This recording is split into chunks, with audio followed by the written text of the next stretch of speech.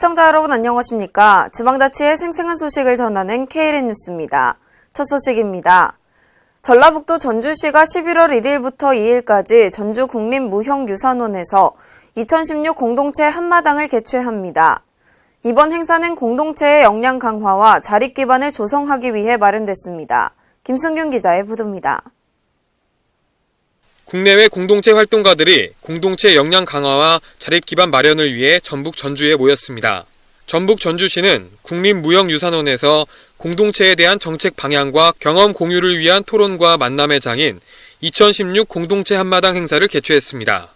행정자치부와 전라북도 전주시가 공동으로 마련한 이번 한마당 행사는 지난해 경주에 이어 두 번째로 열리는 전국 규모의 공동체 행사로 지역 주민들의 삶의 질을 높이는 공동체 관련 국내외 정책과 각지에서 활동하고 있는 공동체들의 우수 사례를 공유하기 위해 마련됐습니다. 이번 공동체 한마당 행사에서는 개회식과 기조연설, 공동체 활성화 국제포럼, 지역 공동체 현장 전문가 사례 발표 등의 순서로 진행됐습니다. 네, 사회 저변에 공동체 정신이 안 들어간 것이 없다고 생각을 합니다. 그렇지만 그 공동체의 정신이 무형의 자산이기 때문에 어떻게 보면 그 활동들이 공공의 자산으로 이제 환원이 돼야 된다. 그런 차원에서 공동체 한마당 행사를 기획을 했고, 이런 공동체 정신을 공공의 자산으로 이제 활용하고 활성화시키기 위해서 행정에서나 또 제도적인 뒷받침까지도 이번 기회를 통해서 저희들이 마련해 나갈 계획입니다. 전주시는 이번 국제포럼을 통해 공동체 기반 조성과 공동체 회복을 위한 좋은 기회가 될 것으로 기대하고 있습니다. 전주시 사회적 경제지원 관계자는 이번 행사를 통해 지역 내에서 활동하고 있는 공동체뿐 아니라 전국적 네트워크를 형성해 서로에게 시너지 효과를 가질 수 있는 계기가 될 것이라고 말했습니다. KLN 김승균입니다. 전라북도 군산 지역 농업인 1000여 명이 오늘 군산 월명체육관에서 2016 농촌지도자 생활개선회 한마음 대회를 개최했습니다. 이번 대회는 농산물 시장 개방과 가격 하락 등으로 어려움을 겪고 있는 농업인들이 소통과 화합으로 어려움을 헤쳐나가기 위해 마련됐습니다. 유희관 기자의 보도입니다. 농산물 시장 개방과 가격 하락 등으로 어려움을 겪고 있는 농업인들이 서로의 소통과 화합을 통해 난관 극복을 위한 자리를 마련했습니다. 전북 군산 지역 농업인 1천여 명은 1일 군산 월명체육관에서 미래농업을 선도하는 희망찬 군산이라는 슬로건으로 2016 농촌 지도자 생활개선의 한마음 대회를 가졌습니다. 이번 대회는 한국농촌지도자 군산시 연합회와 한국생활개선 군산시 연합회가 급변하는 농업 대내외 환경 속에서 농업인들의 대변자가 되어 현재 농가들이 겪고 있는 상황을 함께 헤쳐나가는 데 목적을 두고 군산농업 발전을 견인하기 위해 마련했습니다. 현재 군산을 비롯한 전북 도내 농가들은 여름철 폭염과 수확철 잇따른 강우로 막심한 피해를 입었으며 쌀값의 지속적인 하락으로 농가들의 경영 불안 등 악순환이 지속되고 있는 실정입니다.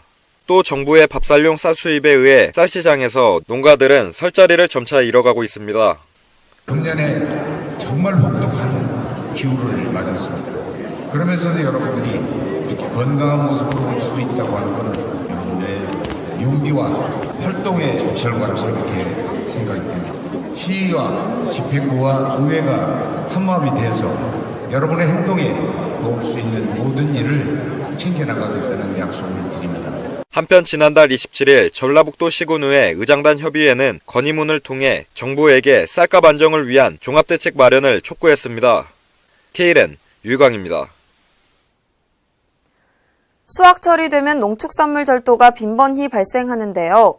전북지방경찰청은 이를 예방하기 위해 지난 10월부터 연말까지를 절도 예방 특별 추진 기간으로 정하고 지속적인 순찰과 방범 활동에 들어갔습니다. 김진구 기자의 보도입니다. 본격적인 농산물 수확철을 맞이해 농산물 절도범도 함께 기승을 부릴 것으로 예상되면서 경찰이 항공순찰에 나서기로 했습니다. 전북지방경찰청은 지난 10월부터 연말까지를 절도 예방 특별 추진 기간으로 정하고 지속적인 순찰과 방범 활동에 주력하기로 했습니다. 최근 수확철 농산물 절도는 좀도둑 수준이 아닌 대규모 절도로 이어진다는 점에서 각별한 주의가 필요합니다. 이에 경찰은 항공순찰을 하며 홍보방송을 병행해 범죄 심리를 사전에 억제하고 범죄 발생 시 향후 수사자료로 활용하기 위해 농축산물 등을 예찰하고 있습니다. 주야간 특별 순찰차를 투입하여 농산물 절도 예방 특별방고 체험활동 주간에는 2시간 단위로 자연벌학 중심으로 순찰하고 야간에는 농산물 저장 창고 및 비닐하우스를 중심으로 취약지역 선정 집중 순찰을 하고 있습니다. 이렇게 순찰뿐만 아니고 여기 시간대에는 시간대별 목공무소를 운영하여 1년 동안 힘들게 농산물을 수확한 농민들의 피해를 줄이고자 노력하고 있습니다. 농산물 절도는 2013년부터 2015년까지 3년 동안 전국에서 1,560건이 발생했습니다. 농산물 절도가 지속적으로 발생하는 이유는 농산물 특성상 야외에 쌓아두거나 큰 창고에 보관을 하는 경우가 많아 보안이 허술하기 때문입니다. 이에 농민들도 각별한 주의가 필요합니다. KLN 김진구입니다. 대전광역시와 세종특별자치시의 상생발전을 상징하는 대전세종연구원이 지난 31일 출범했습니다. 대전세종연구원 출범은 세종시와 대전시가 지역 공동체라는 인식 아래 지난 4월 맺은 세종대전 상생발전협약의 후속 조치로 이뤄졌습니다. 기존 대전발전연구원이 대전세종연구원으로 새로 확대 출범하면서 세종연구실이 신설되고 연구원 7명이 추가 채용돼 세종시 정책연구를 담당하게 됩니다. 또한 상생협력실은 국제과학 비즈니스벨트와 연계된 산업단지 조성과 반석 세종 간의 도시철도 연결 문제 등이 연구과제로 선정될 전망입니다. 세종시는 대전세종연구원의 기금과 출연금을 지원하고 대전시는 총괄 운영을 맡게 됩니다. 세종시와 대전시가 함께하는 중부권의 새로운 연구기관으로 연구원 확충으로 연구활동 등의 시너지 효과도 기대되고 있습니다. 이에 이춘희 세종시장은 세종시와 대전시가 같이 발전할 수 있는 다양한 정책들을 대전세종연구원이 제시할 것으로 기대한다고 말했습니다. 강원도가 한국토지주택공사와 손잡고 전국 처음으로 소득형 산촌주택을 조성합니다. 강원도는 31일 도청에서 LH와 함께 소득형 산촌주택 등 위탁개발형 공공주택 사업 개발 협력을 위한 기본 협약을 체결했습니다. 이번 협약으로 도와 LH는 화천군 광덕리 일대 600헥타르 면적의 도유림에 소득형 산촌주택 조성 사업을 추진합니다. 이 사업은 귀농귀촌을 하는 도시민에게 도유림과 산촌주택을 빌려준 뒤 산채와 산약초 등 임산물 재배를 통해 일정 소득을 올릴 수 있도록 지원해 산촌 정착을 돕는 사업입니다. 도는 도로와 상하수도 등 기반시설 조성, LH는 주택을 지은 뒤 도시민에게 임대 운영하는 역할을 맡습니다. 도는 2017년 10월까지 설계를 마친 뒤 2019년 상반기 입주를 목표로 공사를 진행할 예정입니다. 또한 초기 투자 부담을 줄이고 부동산 투기를 막기 위해 주택과 임야를 임대하는 방식으로 운영키로 했습니다. 1인 가구당 보증금은 1,500만 원, 월 임대료는 30만 원 수준이 될 것으로 예상됩니다. 또한 춘천과 홍천, 횡성 등 수도권으로 인접한 지역의 고속도로와 철도 역세권 인근의 수도권 직장으로 출퇴근하는 젊은 층을 대상으로 한 출퇴근형 산촌주택을 조성할 계획입니다. 이에 강원도 관계자는 산촌에서 머물며 소득을 올리는 소득형 산촌주택 조성은 전국에서 처음 시도되는 것으로 수도권 시민들의 주목을 받을 것으로 예상된다며 사업이 강원도의 풍부한 산림의 활용과 가치를 극대화하고 인구도 늘리는 일석이조의 효과를 거둘 것이라고 말했습니다. 국가보훈처와 한국보훈복지의료공단은 지난 31일 경주시 보훈회관에서 경주 지진 피해 국가유공자들을 위한 위문품 전달식을 개최했습니다. 이번 행사에는 국가보훈처장과 한국보훈복지의료공단 이사장, 경주시 국회의원, 지역보훈단체장 등 200여 명이 참석했습니다.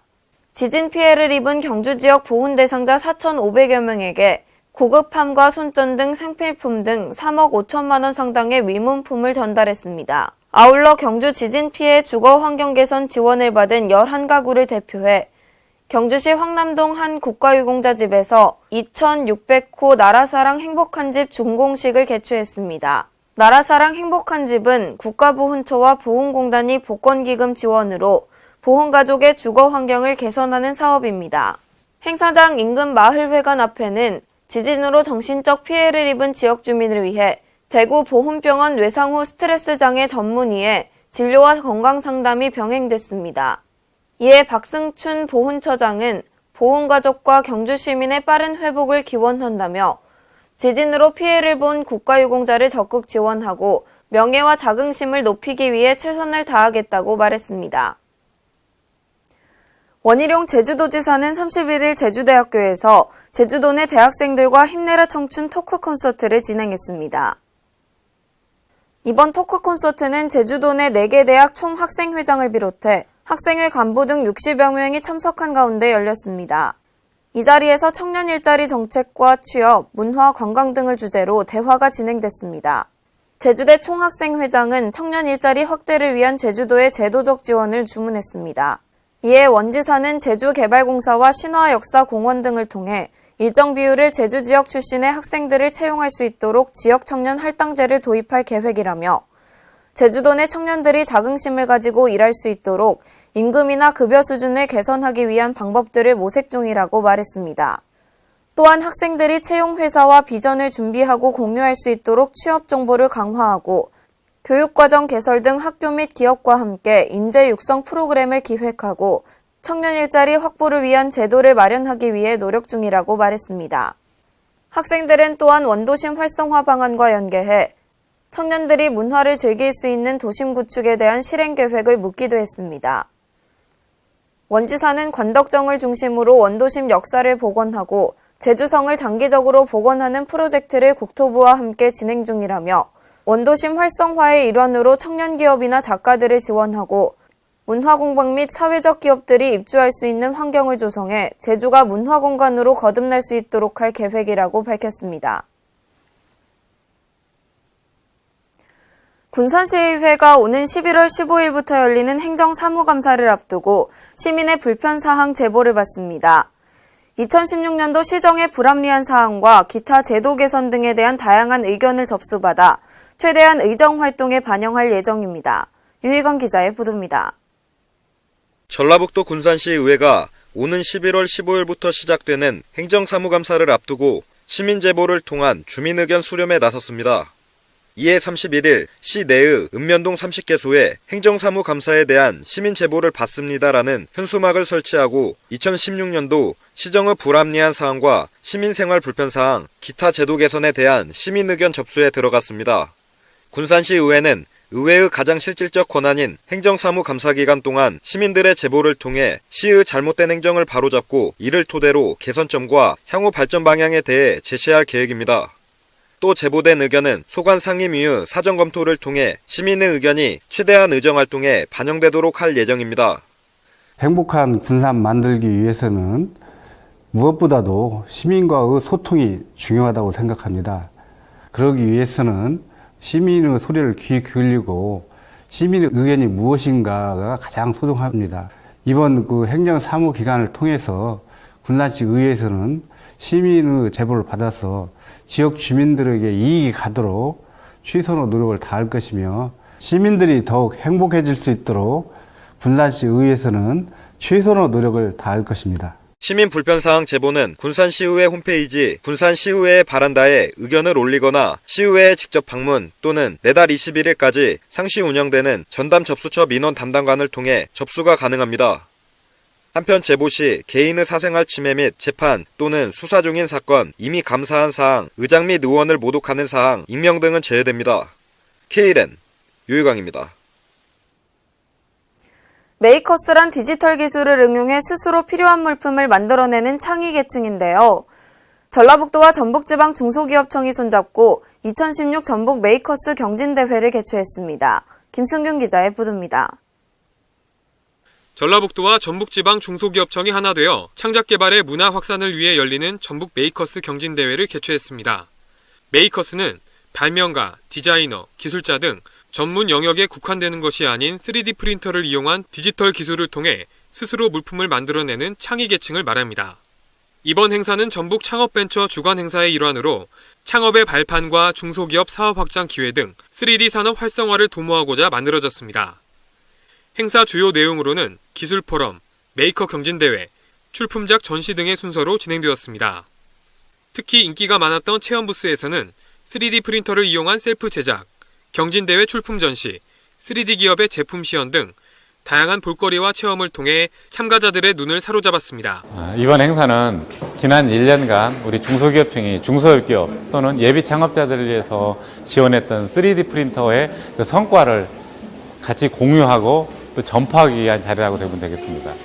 박남일 관계자는 앞으로도 전북 지역의 창업자와 중소기업이 원하는 3D 프린팅 활용 시제품 제작에 적극적으로 지원할 계획이다라고 말했습니다.